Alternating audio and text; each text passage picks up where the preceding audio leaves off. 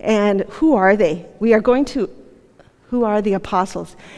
We are going to end with the Apostle Peter, because I wanted to spend some time going through 1st, 2nd, and 3rd Peter, maybe the book of Jude, getting an understanding. The Gospel of Mark was, they believe, written by John Mark, that they know, but John Mark working with Peter, so he took Peter's recollections and Peter's remembrances, and it's interesting to know because John Mark is written for the Romans, and it's very action-oriented. You could turn it into an action thriller. When you compare it, just for the number of words, to Luke, the Gospel of Luke has it's twice as many word count, because Luke is written to the Greeks. Lots of words. Lots of melodious connecting words that create an image and bring you to a higher plane, that kind of stuff. So it's interesting, even when we look at the Gospels, the Gospel of John is written from Jesus' very best friend. So it's very relationship-oriented. And the Gospel of Matthew, anybody want to take a stab who that's directed at? The nation of Israel. So it is listed it's just filled with Hebraic culture and history. So it will be interesting to take a look at Peter. I have never taught on his life. So we will be ending with that. It may take us until the beginning of January to get to Peter, because there's a lot of apostles before we get to him. So we're going to begin tonight by looking at who are the apostles. I feel like I'm forgetting something. Oh, if you came here and you have offering, that is our highfalutin offering plate, that envelope magneted to the whiteboard, because we spare no expense on the cookies, but the offering plate, we keep it to an envelope, because why make it complicated? Good. Oh, hey, look, I just flipped it without really trying. Who are the apostles? When God equips the called. We're going to begin by looking in 1 Corinthians chapter 1, verses 26 through, 18 through 29, but we're going to do 25 through 29. All the other stuff reads right into this, giving us this idea and understanding of what God was looking for when he created this team that we like to call the apostles. This is Paul. If you've been with the Wednesday night crew throughout the year, we went through 1 Corinthians. And this is Paul continually reminding the Corinthian church what is truth, and to measure up to it, and quit whining. So here he is explaining to them God's heart. And if we start with verse 25, for the foolishness of God is wiser than men, and the weakness of God is stronger than men.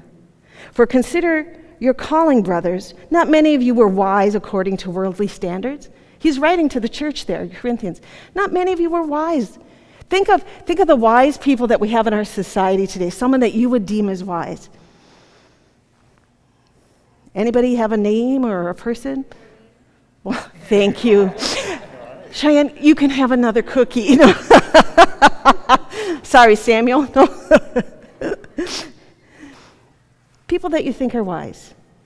I had a mentor, Shirley Deniers. I believe she was very wise. Lots of time loving people. She didn't have any super degrees behind her name, but was an amazing pastor's wife that loved people. Pastor Gail and Pastor Carol, raising kids. They were great people. Your mom, Heather, was great. Carol, what do I do? Here Paul is telling us that the church is filled with these people, and he's saying, consider your calling, brothers. Not many of you were wise according to worldly standards. So the standards of the world, that isn't what we measured your greatness on. Not many.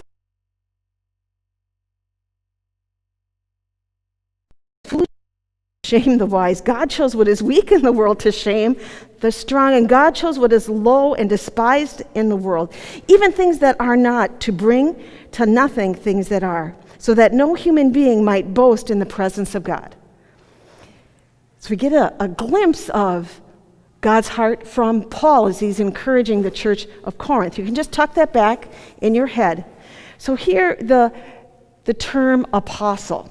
The term apostle. If we get this idea that this is what part of God's character, what he is doing, part of his equation of loving others. Defining apostle, it means sent one, but it didn't always mean sent one. It was originally used as an adjective, to send. It was the actual sending. It wasn't the person it was attached to or the thing that was sent out. It became a noun, sent one, in the New Testament. Just kind of odd. I thought that was just kind of an interesting, this idea that of the 79 passages in the New Testament, 66 are found in Acts and in the epistles, and then there's 3 in Revelation, that it becomes this thing right then and there.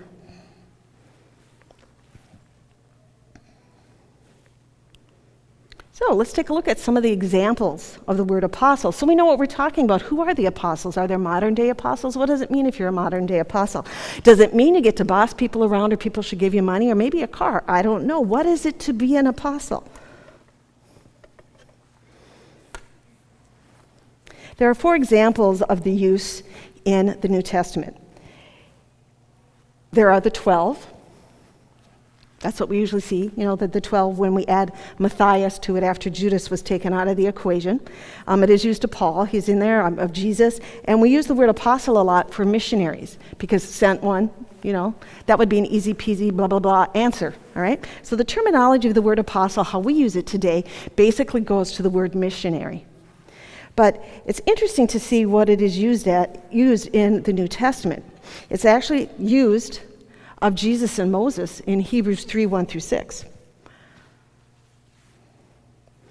That's we believe Luke penned Hebrew, the book of Hebrews, and that's an interesting connection because the Israelite community believed Moses was the Messiah type, that anyone who came and could do what Moses did would be the Messiah, that they've seen how Moses was obedient to the Lord and what Moses did, that he was what they call a type of Christ. So this connection that Luke is connecting here is really important. We miss the cultural significance of it because we weren't trained with that as our background. Therefore, holy brothers, you who share in a heavenly calling, consider Jesus, the apostle and high priest of our confession, who is faithful to him, who appointed him, just as Moses was also faithful in all God's house. For Jesus has been counted worthy of more glory than Moses, as much more glory as the builder of a house has more honor than the house itself. For every house is built by someone, but the builder of all things is God. Now Moses was faithful in all God's house as a servant, to testify the things that were to be spoken later, but Christ is faithful over God's house as a son. And we are his house, if indeed we hold fast to our confidence and are boasting in our hope. Encouraging, wonderful. We get this comparison where Jesus he is the son, Moses is the servant, both called apostles. Okay? That's lovely to see. Not that we would ever say Jesus is an apostle today, but getting that connection theologically and biblically. And then the 70 or the 72 that were sent out by Jesus in Luke 10:1, called them apostles. He sent them out. Go do what I've done. I want you to go and practice. Maybe we should have a practice group where we go and pray for the sick, cast out demons, try not to get arrested. Could you imagine? I can see going and praying for the sick because that's how Baby Dean got on our prayer list. We're just talking to these women and it just kind of came up. It's like the ladies I was hiking with are Christians. We prayed on the way up there just for things, you're chatting. Oh, I didn't know that. Hey, let's pray, because you're driving and driving and driving to get up to the trail. And so we offered that to them, so that just came up. So here we see the word apostle, the appointed 72 and sent them ahead, this idea of being sent. That fits into the definition of being an apostle. Then we see James and Paul. They're in 1 Corinthians 15, 5 through 9, talking about Paul being an apostle, talking about James. My husband was just talking about this. He read this in his devotions a couple days ago.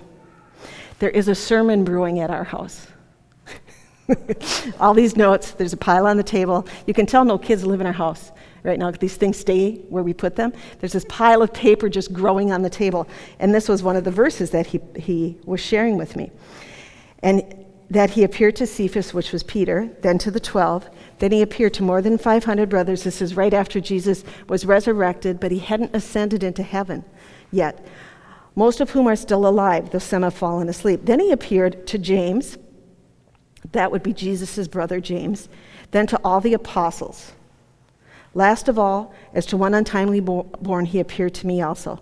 And that was one of the requirements to be called an apostle, was that you had an encounter with Jesus, a face-to-face live encounter. So the individuals that Paul is talking about in 1 Corinthians 15, they all could be called apostles. Unworthy to be called an apostle because I persecuted the church of God. But that is the working definition in the New Testament of apostles. And here's the last one. I know you guys all know who these guys are. Andronicus and Junia, right? They're also called apostles. They believe that these two work specifically in Rome. And it's interesting to note because Andronicus is a definite Greek male name, but Junia is a Greek female name. And up until the 13th century, it was considered a female name. And then when Greek underwent some linguistic shifts, as things do from culture to culture, it became, if you added an S to it, it became a nickname out of another name, but which was a male name. But the name Junius, Junias, if your Bible has the name Junius in it, you have a version that believes that that was a male, and they translated that version that these are two men. What's interesting, out of 225 Greek texts, none of them, they cannot find the name Junius in anything. They're not looking at biblical or religious text, any Greek text. So there is no such thing as a Greek nickname of Junius. So there's this amazing argument because as you continue to look at the actual Greek in this portion of Scripture, it talks about them being noted. They're not just apostles, but they're highly recommended. And there are some that think they might be married and that they worked together in Rome, that they helped run the church in Rome. So Paul calls them both apostles. And I tell you, this makes some people lose their skin. They can't handle it. Now, I love Advent. For those of you who don't know and have never been here for our Advent Wednesday, I love studying it. I love this idea of preparing for Christmas. I love this idea of preparing our heart for growth. I love this idea of birthing new things in our life. And so I love, if you haven't seen my amazing collection of books, because I'm old and I've been collecting them forever, and I have to tell you, thrift stores are an amazing place to find books because people get rid of them there. And I have this, and I got this amazing one a couple years ago. It's beautiful. It's like a red cloth. I touched it. That was the big mistake. It's like, oh. You touch it and it's like, oh, that's a nice book. You pick it up and the weight of the paper. And and it's beautifully printed. And I get to this one, it's not really a chapter, but this one devotional piece talking about how God is God of creation and how God is God through even when creation sinned. And in the book, it said that Eve sinned. And it talked about the sin. But Adam wasn't mentioned anywhere. So I thought, maybe, I read a little fast sometimes and I lose my place and I just get a portion of the story. So I went back and I read it super slow. There's no mention of Adam anywhere. So apparently Eve was in the Garden of Eden all by herself. And there wasn't any, so I had to email the publisher. They answered me and said the author would get a hold of me. He's a pastor somewhere. I never did. I never expected to hear from him. And I did send my question that if Adam wasn't there, then the Bible is wrong because it lists that Adam's sitting right next to her during this whole apple thing or the forbidden fruit thing. But the interesting question I have is way back in Genesis 2 when God charges Adam to guard and take care of the garden.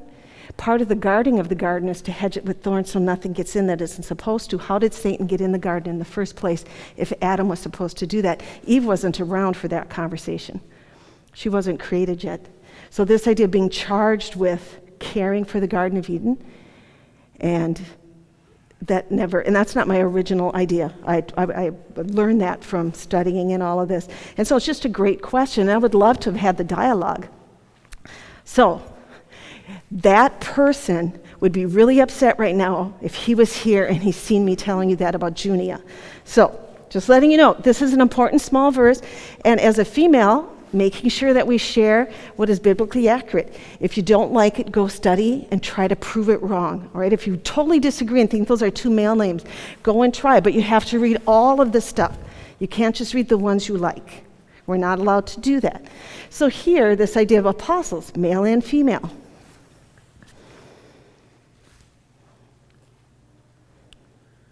So there is apostles. Now let's define disciples. A disciple, a student, pupil, or a learner. There's Wyatt, a student pupil, and he's a disciple, someone who learns. In the New Testament, it's used for Jesus' followers.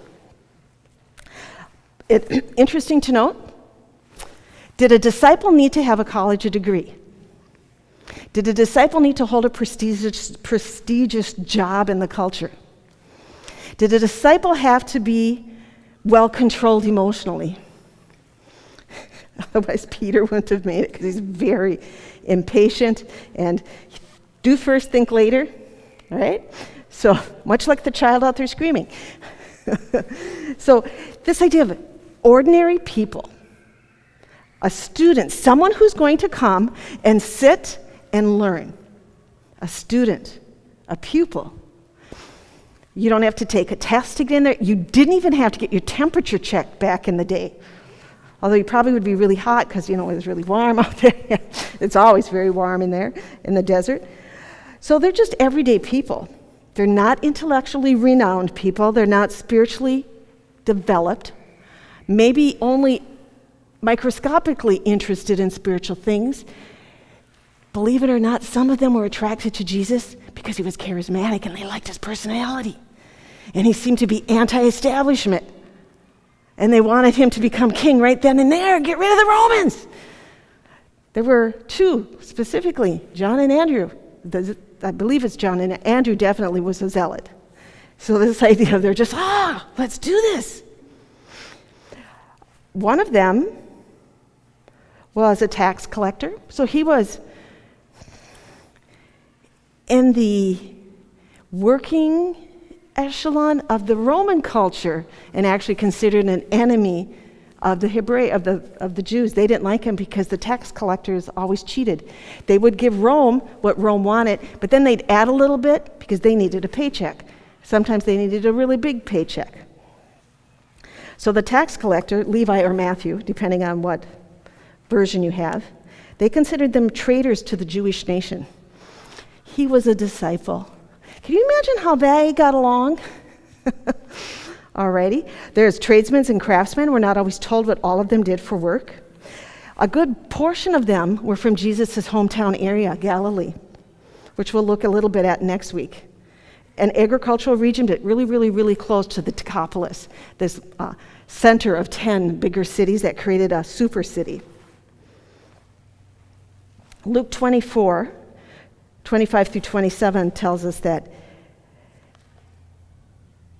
Jesus is talking to the disciples after his resurrection, but before his ascension, and they didn't understand all of the stuff that he taught them, and he's talking to two of them, and they couldn't make the connection that these two individuals did not pass the Jesus test.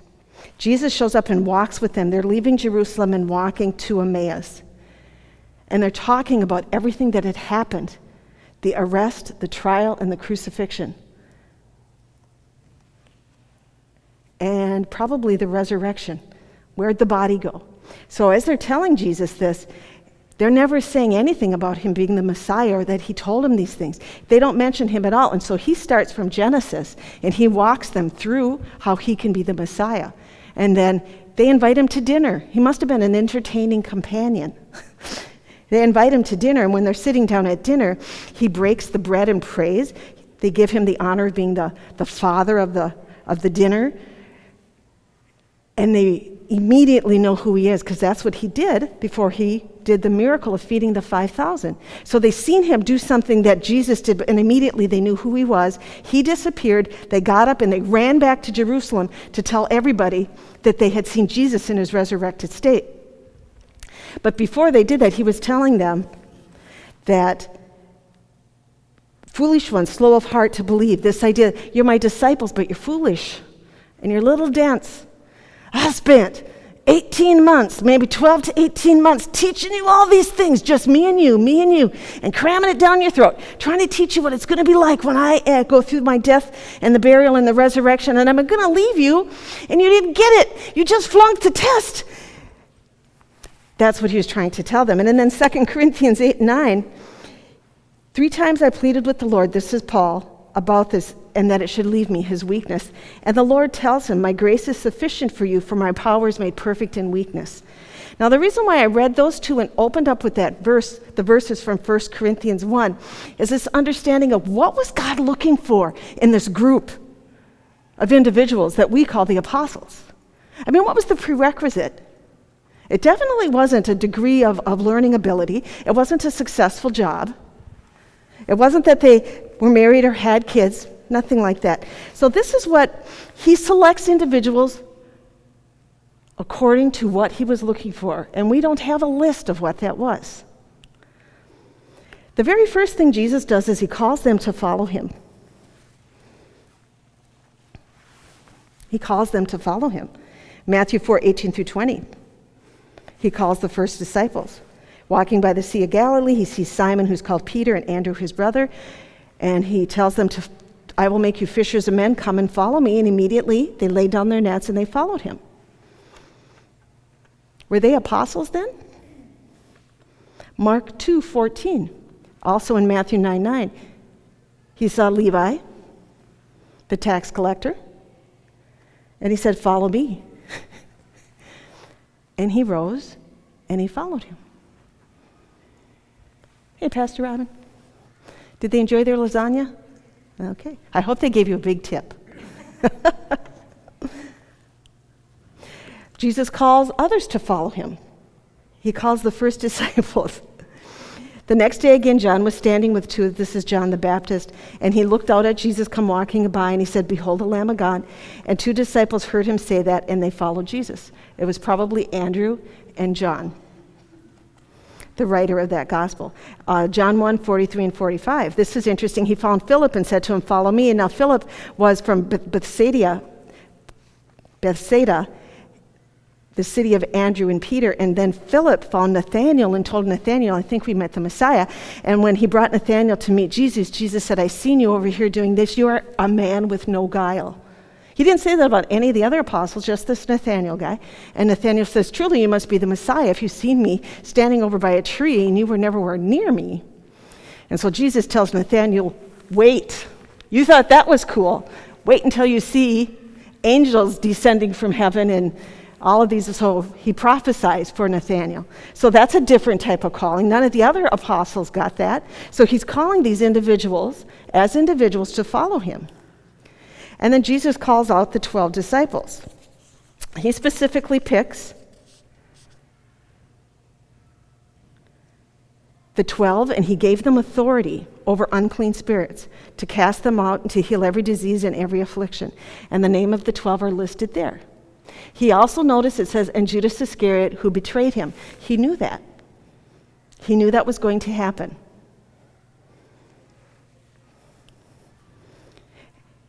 In these days, he went out to the mountain to pray, and all night he continued in prayer to God. And then the day came, and he called his disciples and chose them from the 12. And he named them apostles. So this is where it came from. Instead of being a thing that is sent, or the process of sending, you are going to be the thing that is sent. So it had to be a fantastic wordplay. This is just in my imagination. Oh, look at, cool. Linguistic coolness. Instead of being a thing, you're now a noun. The nouning of Greek. Instead of the verbing of America, the nouning of Greek, never mind.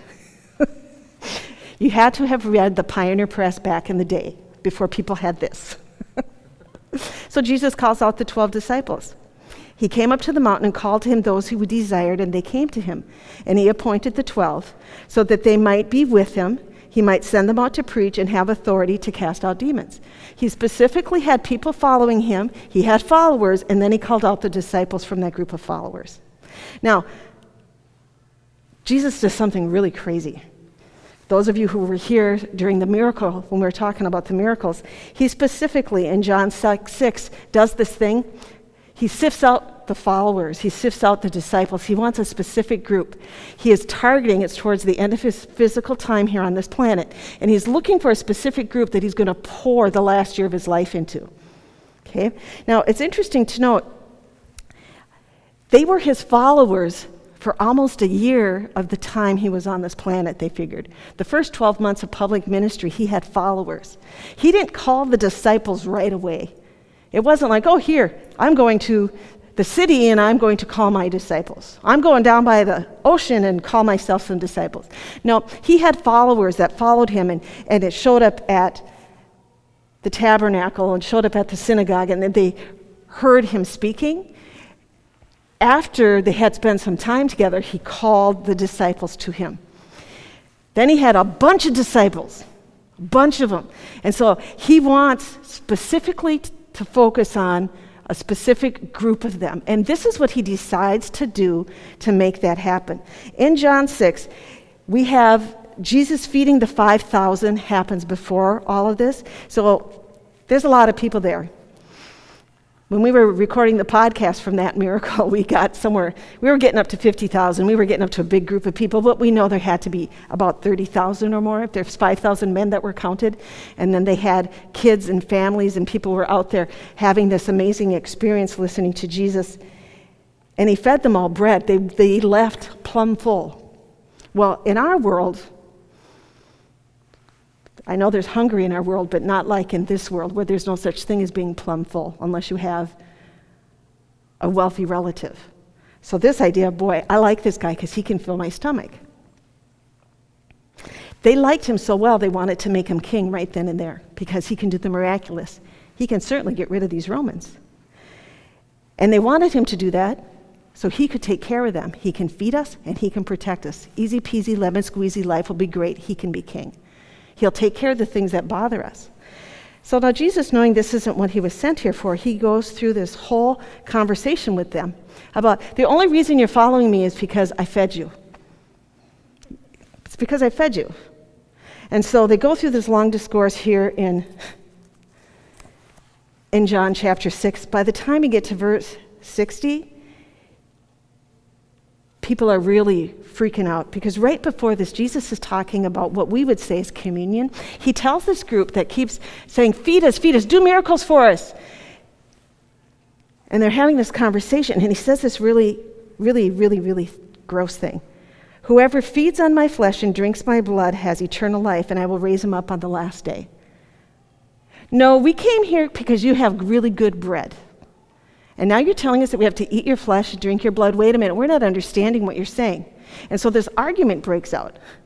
So here he's starting to say things just to tick people off. Because he wants those that aren't there, who want to learn from him, he wants the rest to go away. He's specifically creating this because he wants to par down the group because he needs this last year of his life to focus on a certain group of people. This is a hard saying. Who can listen to it? After this, many of the disciples turned back and no longer walked with them. These were not just followers. These were people who were discipled and followed Jesus around and enjoyed listening to him. But what they wanted from him was what he could do for them. That doesn't sound like American culture whatsoever.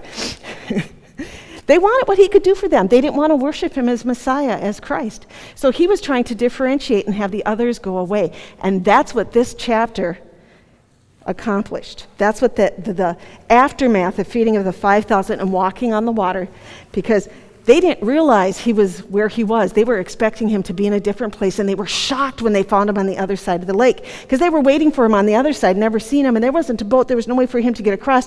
So they figured, well, he's stuck over here, but we're going to go over there because the disciples over there. So they go over there, and Jesus is on the other side of the lake. How'd you get on the other side of the lake? We don't know how you got over here. The disciples knew because he walked on the water and scared them. during the storm and all this stuff going on. And he did that miracle just for the disciples so they could realize who he was. But these followers, these disciples here, they did not know. So from this pared down group, Jesus forms the apostles. He called the 12 to himself, and he began to send them out 2 by 2 and gave them power over unclean spirits. Verse 13, and they cast out many demons and anointed with oil many who were sick and healed them. In Mark 6, come aside by yourselves to a deserted place to rest a while.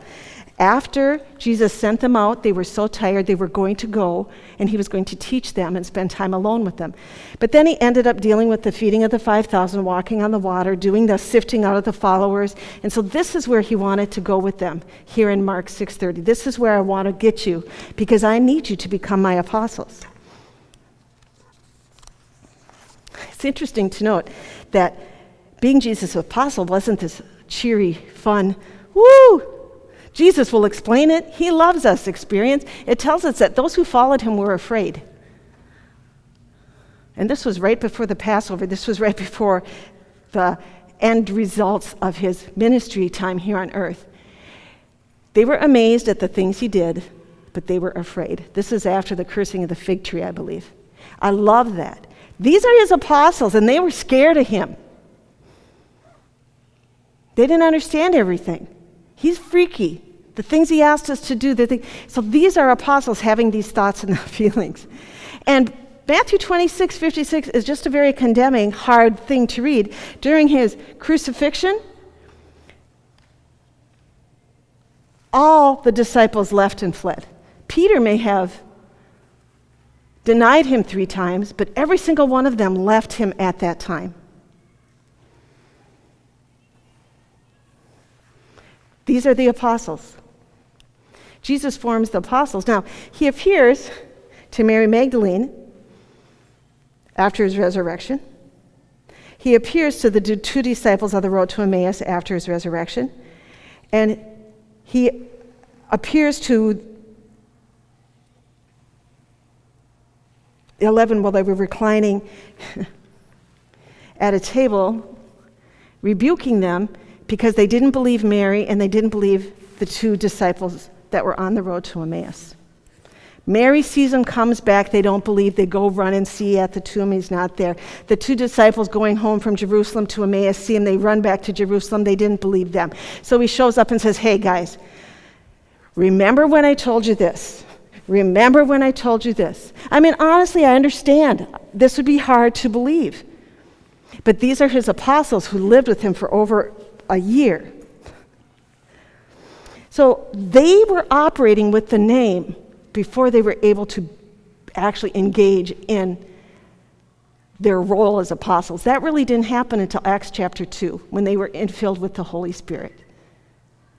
When the people around them, we hear them telling us things in our own tongues about the mighty works of God. What does this mean? These guys are crazy. Oh, some said they were just drunk with wine because they didn't know what else to say. And then we see Peter doing something so not Peter-like. Remember, the dude just denied Jesus 3 times and was scared, locked up in a room with the door locked. And he goes, in the last days, God declares that I will pour out my spirit on all flesh. Peter starts preaching to this group of about 3,000 people. This is when they stepped into their roles as apostles. All of this stuff, 3 years of forming and growing and planning, and Jesus having this timeline with these specific things he wanted them to experience because he knew he needed to know them, even though they're not going to remember or act on them quite yet. They need to know this. Jesus didn't have a plan B. This was it. This was it. These 12. And he knew one was going to betray him. So we are going to break into Yay, and there are still cookies if you need a cookie. Gluten-free and dairy-free, Pastor Robin. I know. Jesus knew these individuals as the creator. John 1:47. Jesus knew their faults before he chose them. He knew that Jesus was going to betray him. He trained with them in months more than years. It wasn't even like going to college for 4 years. They didn't have that much time because the first year or so they just followed him. He retaught them what scriptures really mean example what forgiveness really is. He gave them moral instruction. He taught them about things to come, got them used to this idea of operating in the prophetic. He modeled, taught, and then had them heal the sick, cast out demons, and care for the people to the point they freaked out. Okay? Whoa, the demons listen to us in your name, Jesus. So here, this is the conversation we're going to be having. Who are the apostles? They are the people that just went through that process. So here's my question for us tonight. What does the fact that the disciples were such everyday people, and you can put your own descriptive term, your own adjective in there. Ordinary people, immature people. You can put a face in there, maybe your own. What does that mean to you? The fact that they would not win an election. But then, I don't know if that means anything anyway, right? They were just everyday people. And then the second question is, how does the time sequence that they began as followers, grew to be disciples, and graduated into apostles, how does that affect you today? Your mindset of what it means to grow as a Christian. And how should it affect our church life? So those will be your conversation, your small group questions as we break into two groups. We will put Todd over here, and we can put Cheyenne and Otto over here, and Pastor Robin, you can connect however you would like in that group. And these will be the things that you will discuss. And if you can keep track, especially the second question, I'd like to put some of the answers on the board for us to share if we have time. All right? Oh, we're doing good. Time-wise.